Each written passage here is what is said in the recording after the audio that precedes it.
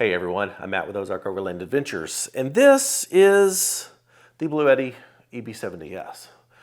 This power station's been out for quite a while, and at the time that it came out was a fantastic power station. But this one, it's still available, but pretty sure it's been discontinued because it has been replaced by this. This is the brand new Bluetti AC70. And in almost every single way, with the exception of a very key few, this trumps this like massively. The AC70 is a huge step up from their EB70S, with like I said, a key flaw that we'll get into later. So let's get into it. Now, with the introduction of the AC70, I genuinely feel like this is the best bang for the buck power station for anyone on any kind of budget. Introductory price for this is only $499, which puts this at 65 cents a watt hour, which is crazy good. Like, there's very few power stations that hit 65 cents or better a watt hour. And because of that, anybody that's budget minded, needing a power station, this amount of power, 768 watt hours, this is, I think, the best budget bang for the buck power station for the Overlander, the car camper, the weekend warrior, just going out, setting up camp for the weekend, doing their thing. This is fantastic, and it's got some crazy tricks up its sleeve that this could never do. The EB70S is a 716 watt hour power station with an 800 watt pure sine inverter. The new AC70 is a 768 watt hour power station with a 1000 watt pure sine inverter that can do what they call power uplift and power some devices up to 2000 watts with the little voodoo magic stuff that goes on inside that I'll demonstrate later. This charges at a whopping 200 watts of both AC and solar on the AC side with the controversial Bluetti Brick. People hate this. The fan in it is loud, and the bricks, I'm glad to see the bricks going away. This has no brick. Everything is done inside. You just use a standard computer cord that Bluetti provides, and that's all you need. It's just the computer cord. If you lose this, standard 3-prong, just go to Walmart, Best Buy, whatever, pick you up a new one. This one, the specs say 850 watts of AC input on this. My results show well over 900 watts. So we'll get into that, into the charging modes of this thing. So Bluetti says 850 watts. I think they're underrating that one. And 500 watts of solar. So in just over an hour, you can fully recharge this with AC. Right at about 2 hours, under perfect conditions, you can fully recharge this with solar. That's awesome. This one takes like 7 hours, 6-7 hours. So huge upgrade there with the AC70. From a size standpoint, they're pretty close. They are the same, basically the same depth. The AC70 is just a little bit taller, and it's a little bit narrower than the EB70S. But all in all, about the same. All the older Bluettis had this little floppy handle. It worked. I mean, it was a good solid handle. Glad to see it go away now because the AC70, as with all of Bluetti's newest power stations, have the handles integrated into the back. So you can easily tote this thing around. I mean, you can do curls with it, whatever you need to do to get it to where you need it. I very much like the integrated handle that it has. One of the other features that the AC70 has that knocks the EB70S out of the park is the display. I always hated the original displays. They had just enough information to get you by. They had total inputs, total outputs, and the battery gauge, which just had 20% increments, and you didn't know if you had, 59% charged or 42% charge. You didn't know where you fell in there. So it's just kind of a general gauge. All the displays on Bluetti's newest power stations are fantastic. You get AC input, DC input, AC output, DC output. You get all kinds of indicators around here to tell you what's going on. You get a battery level plus a gauge plus the amount of time that you have left at that particular, whatever load you've got coming in and out of it. Large buttons on the front to turn everything on and off, and you can control everything with Bluetti's app. Their app is very nice. You can control everything from the app. You get inputs and outputs for both AC and DC. You can turn the ports on and off. AC port here is on, so now it's off. You can go into the settings and change the different charging modes, which I'll show you in a little bit. You can turn powerlifting on and off. You can turn the eco modes on and off. I like to have the DC eco mode off because when I'm, if you're out like running a fridge, which is what a lot of people use these for, and the compressor cycles on and off, sometimes, depending on the environment, that compressor can go hours without kicking back on again. And some power stations, if it senses no current being used in that time frame, can shut down. And so then you wake up in the morning and your fridge is much warmer than you would like for it to be. So I like to leave the DC eco mode off and leave the AC eco mode on. Then you can set your parameters, how long and what wattage maybe you want it to detect before it shuts off. Set auto sleep, so how quickly the screen goes off. And then you can even check firmware updates. Mine's up to date, so yay for that. And even access your user manual there. So everything's done in the app. Absolutely love that. The app control is nice because you can be, around the campfire and just want to check on how much power your fridge is drawing, how much power is left in this, maybe how much solar is coming into it. And from the app, you can just enjoy, sitting there around the fire and not have to get up and check on it. So really handy. As always, Bluetti gives you everything you need in the box. You get very detailed owner's manual. You get the power cord, which is all you need to charge with AC. You do get, still get the car charging adapter, which Bluetti is now using the XT60 instead of the barrel plugs adapter. So yay for that. XT60, it's just a better connection. With this, you're going to charge at, around 100 watts or so plugged into your cigarette lighter. More if you have a 24 volt vehicle. This is off 12 volt. And then you get solar panel connections. It's really awesome. Some companies are not including everything, like the 12 volt may be optional or the solar panel connections may be optional, that you have to buy more of. Bluetti just continues to give you everything, so yay. Solar panel XT60 to MC4, and highly recommend if you are going to go solar panels with any power station, get that brand's solar panels. Bluetti's solar panels are fantastic. They come in the PV120, the PV200, and the PV350, I think. I've got the PV200. It is a fantastic solar panel and pairs really nicely with this. So that's what you get in the box with the AC70. Now let's talk about that fan noise that I mentioned. Let's plug these in and do a comparison, because people, the fan noise from Bluetti's bricks drove people insane. It didn't really bother me as much because I wasn't ever sitting right next to it while it was charging. But I mean, if you go look in any Bluetti review comments with the bricks, people hated them. So let's plug this in. And that fan kicks on whether this is plugged in or not. As long as this is plugged into the wall, the fan kicks on. I have a decibel meter here on my phone. And let's hold it right here.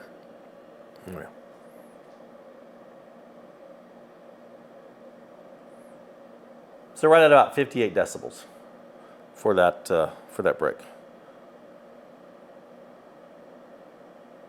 Now let's unplug that and plug in the AC70. Now, I mentioned the Bluetti had multiple charging modes. It's got standard, silent, and turbo. So let's put it on standard. And this will be a good way to check out the different modes. So on standard, this pulls about 440 watts, which is not bad. You know, on standard mode, 2 hours, you'll have this thing recharged. Let's see in standard mode.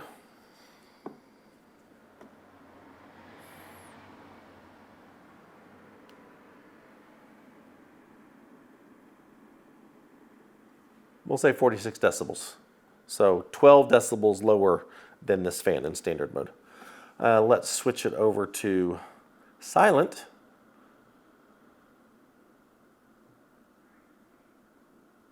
Silent, the fan doesn't go completely off, but it does go way down. Silent mode, this charges at 270 watts. We've got ambient noise coming from the neighborhood.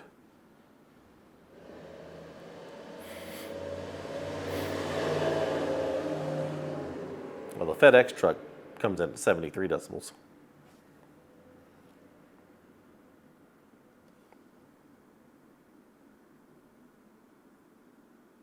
So silent mode, 43, 44 decibels.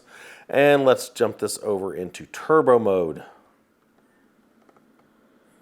There we go. Turbo mode. 933 watts of input. The manual says, the Bluetti's website says 850, but we're pulling 930 on AC here. I'm not sure what the discrepancy is there, but yay for the 930. So in, just over an hour, this thing will be fully recharged. Let's see now. In turbo mode.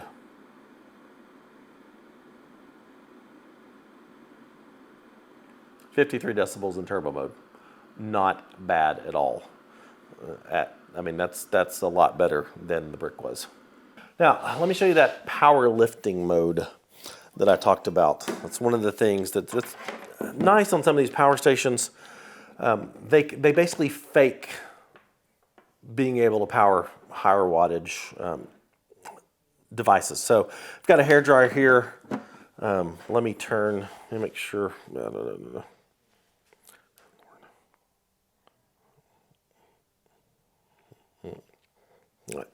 Powerlifting mode is currently turned off. So on high heat, low fan, pulls just over 700 watts, which is to be expected. You know, in a pinch, if you are at camp and need to wash your hair, you go swimming, don't want to go to bed with wet hair, that'll get the job done. But turn this up to high. Typically these pull about 1800 watts.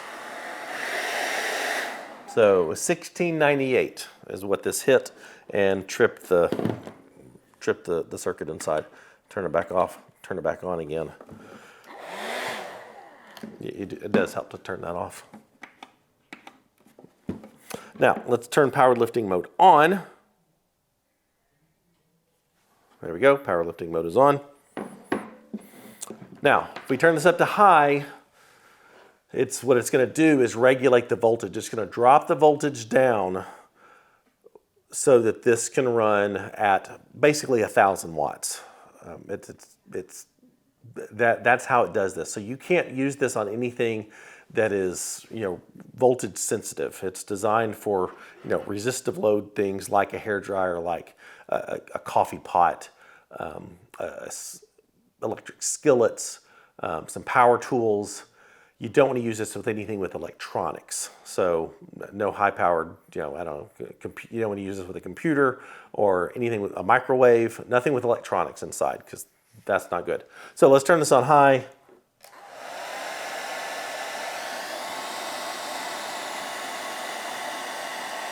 So 948 watts is what this is actually pulling. This is considerably better than what it was on low. But if you took this out and plugged it into a wall outlet, you'd get the max. So this is kind of a happy medium there. it can run it, but it's not running it at full power because it's dropping the voltage. So it's like I said, it's kind of faking that 2,000 watts. That 2,000 watt limit is, for things that may go over 2,000 watts, this can't lower the voltage enough to get it within the right parameters. So that's why it's got that upper 2,000 watt limit. Now let's talk about real world use case for the AC70. Because like I said, I think this is the perfect budget bang for the buck power station for any Overlander, car camper, weekend warrior type of thing. I think the biggest use case for this is running a 12 volt fridge. And I think that's what most people in the overlanding, car camping, just general camping space is going to get one of these for. And like with all my power stations, I did plug this into our Dometic CFX 355 IM. It's a 55 liter fridge, pretty much the most common fridge size that most people are going to use. And just to see how long the Dometic would run on the AC70. Just for comparison, this ran the Dometic for right at 60 hours, just over 60 hours. This one ran the Dometic for 63 hours and 11 minutes. So almost 3 hours longer off the AC70 than the EB70. I would expect that since this has a little bit more watt hours inside, 768 to 716. But Bluettis have always performed well on that test. You can always count on the Bluettis to keep your fridge running for a long time. So 63 hours, you'll get a weekend out of it. Obviously depending on ambient temperatures, how often you're opening it and closing it, that sort of thing. But to go out for a weekend, my recommendation for how to use this is plug your fridge into this, and then with your 12 volt socket, plug this into your vehicle. So while your vehicle is on, the fridge is running off this. This is constantly being charged. That will keep this topped off at 100% because fridges don't pull that much power. So that will keep this topped off to 100% all during the day. When you get to camp, shut your vehicle off, this goes off, and then your fridge is only running on this. Next day, packing up camp, getting on the trail again, this will start charging this again. But your fridge is constantly, you don't have to worry about plugging, unplugging, and doing all that little 12 volt dance. That's how I would do it. People also want to know, can these run a diesel heater?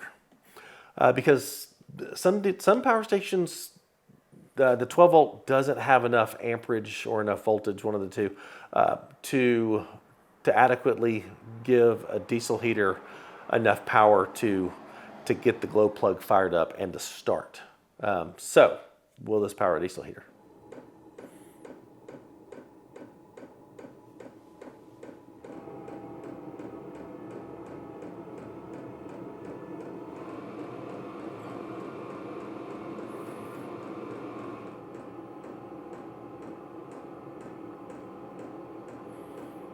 So yes, this will run a diesel heater, no problem. And then for me, since I've actually got aux batteries in the back of my Gladiator, I'm not running my fridge off of this, but I don't have a lot of ports and stuff in my Gladiator to power and charge all of my camera batteries, my drones, my GoPros,